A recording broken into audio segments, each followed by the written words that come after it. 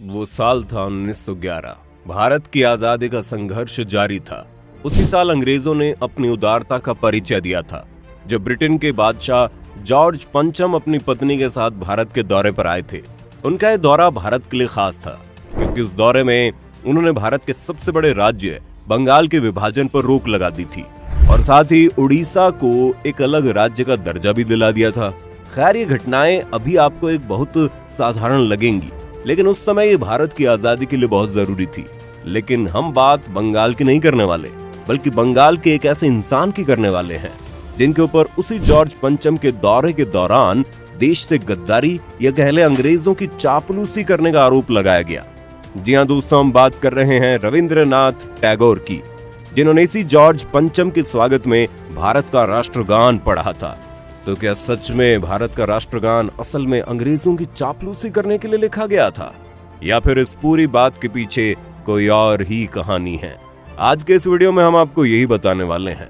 भारत के राष्ट्रगान की बात करें तो ये ओरिजिनली बांग्ला भाषा में लिखी हुई एक कविता है जिसे टैगोर ने 1911 में लिखा था और 27 सितंबर 1911 को पहली बार उसी कांग्रेस के अधिवेशन में पढ़ा जिसमें जॉर्ज पंचम शामिल थे। उस वक्त उन्होंने जन गण मन को भारत भाग्य विधाता का नाम दिया था।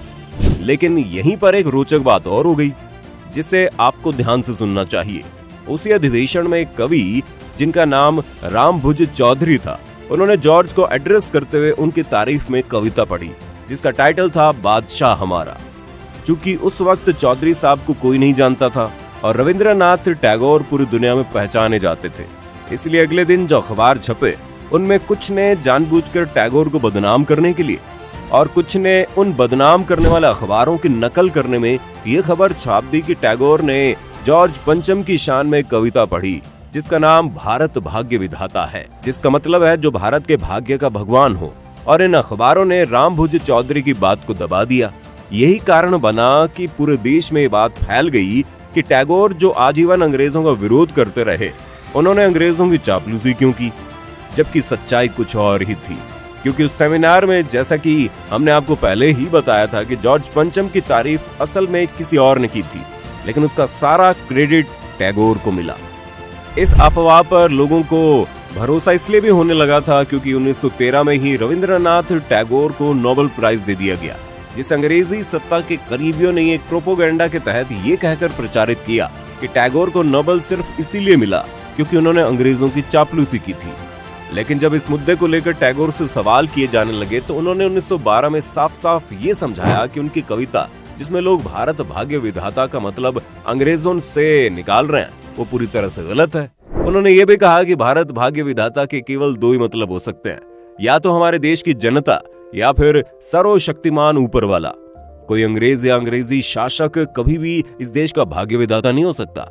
टैगोर ने इसे खारिज करते हुए साल 1939 में एक लेटर पब्लिक करके अपने ऊपर लगे उन सभी आरोपों को खारिज किया। उन्होंने कहा कि मैं उन लोगों को जवाब देना अपनी बेइज्जती समझूंगा जो मुझे इस मूर्खता के लायक समझते हैं। दोस्तों, ये बात तो हो गई भारत भाग्य विधाता से जुड़ी कंट्रोवर्सी की, लेकिन सोचने वाली बात यह है कि आखिर इतनी कंट्रोवर्सी के बाद भी इसी भारत भाग्य विधाता कविता से हमारा जन गण मन, या कह लें कि भारत का राष्ट्रगान क्यों लिया गया? तो दोस्तों, इसकी कहानी भी काफी रोचक है। टैगोर ने कभी भी अपने लिखे इस गीत को राष्ट्रगान के रूप में नहीं देखा था और ना ही उन्होंने इसे राष्ट्रगान कहा था। आपको बताएं कि टैगोर का जो गीत है वो असल में 5 स्टैंजास से मिलकर बना हुआ है, जिसका सिर्फ एक स्टैंजा ही हमारा राष्ट्रगान है। लेकिन अगर हम इस पूरे गीत को पढ़ लें तो उन्होंने अपनी बात को साफ साफ करते हुए इसके आखिर में लिखा है, निद्रो भारतो जागे, जिसका मतलब था अब सोता हुआ भारत जाग गया है। ये लाइन इसलिए भी खास है क्योंकि इस लाइन का इस्तेमाल नेहरू ने अपनी आजादी के भाषण में किया था। लेकिन इस गीत को राष्ट्रगान बनाने का श्रेय असल में सुभाष चंद्र बोस को जाता है।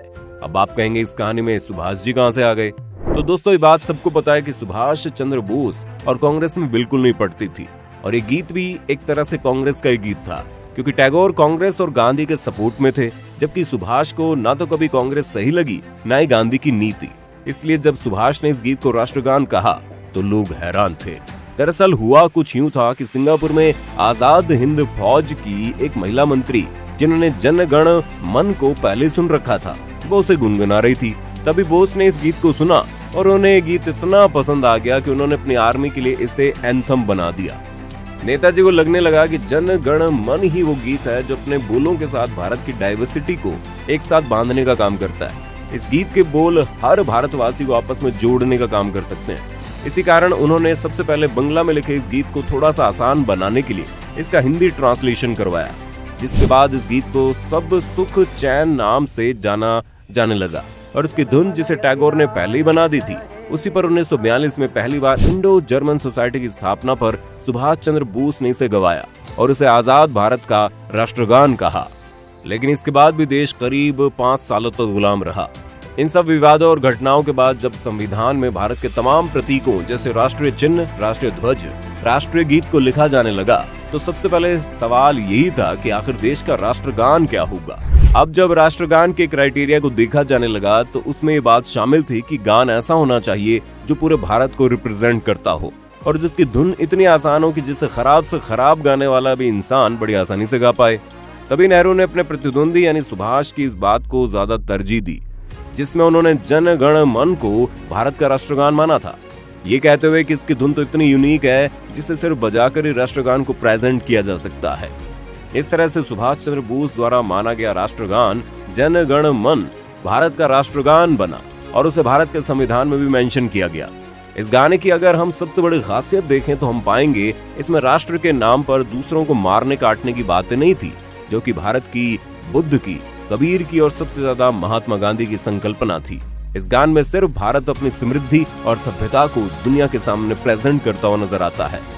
दोस्तों, आपने भी राष्ट्रगान से जुड़ी बहुत सी फेक न्यूज को वायरल होते हुए देखा होगा, लेकिन उसकी सच्चाई पूरी तरह से कुछ और ही है। अगर आपके पास भी राष्ट्रगान से जुड़ी कोई रोचक जानकारी है तो हमारे साथ शेयर कर दीजिए। साथ ही अगर वीडियो पसंद आई तो इसे लाइक और शेयर कर देना, साथ ही चैनल को सब्सक्राइब भी कर लें।